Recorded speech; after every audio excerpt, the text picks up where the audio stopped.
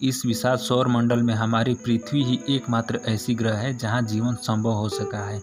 यहाँ ऑक्सीजन से भरपूर वायुमंडल है, जिससे जीव जंतुओं का विकास हुआ। हमारे इस प्लैनेट पर पेड़ पौधों एवं जीव जंतुओं की लगभग 87 लाख प्रजातियां पाई जाती है।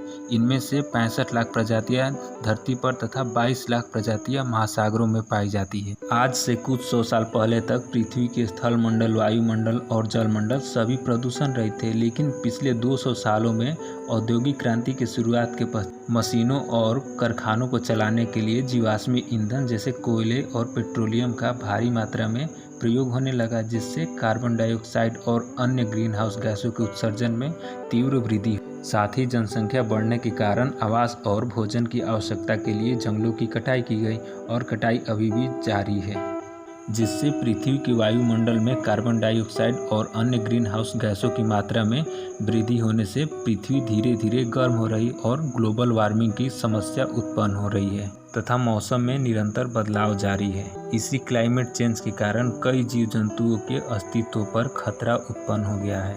वर्तमान समय में पूरे विश्व में लगभग एक नए प्रकार की प्रदूषण की समस्या उत्पन्न हुई है, जिसे प्लास्टिक पोल्यूशन कहते हैं। यह नॉन बायोडिग्रेडेबल होता है, जो सड़ गलकर विघटित होकर पर्यावरण में नहीं मिलता है। यह जलने के बाद भी अवशेष छोड़ता है और जहरीली गैसें उत्पन्न करता है। हम प्रति वर्ष 30 करोड़ टन प्लास्टिक का उत्पादन करते हैं, जो पूरे विश्व के मनुष्यों के वजन के बराबर है।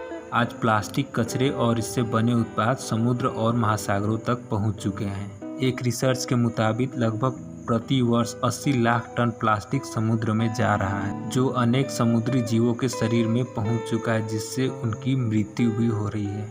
ये पर्यावरणीय खतरे पूरे विश्व के लिए चिंता का विषय है। इसको देखते हुए 1972 में यूनाइटेड नेशन ने प्रति वर्ष 5 जून को वर्ल्ड एनवायरनमेंट डे के तौर पर मनाने की घोषणा की तथा 1974 से यह प्रतिवर्ष मनाया जाने लगा।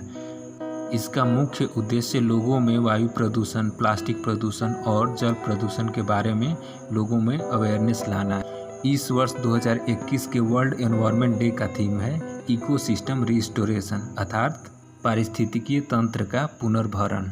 इकोसिस्टम रिस्टोरेशन कई प्रकार के हो सकते हैं, जैसे पेड़ पौधे लगाना, अपने गांव शहरों को साफ सुथरा एवं हरा भरा रखना, जंगलों की कटाई रोकना, जल स्रोतों जैसे नदियों, तालाबों, झीलों को प्रदूषित होने से बचाना, जैव उत्पादों को बढ़ावा देना, जीवाश्मी ईंधन का प्रयोग कम से कम करना।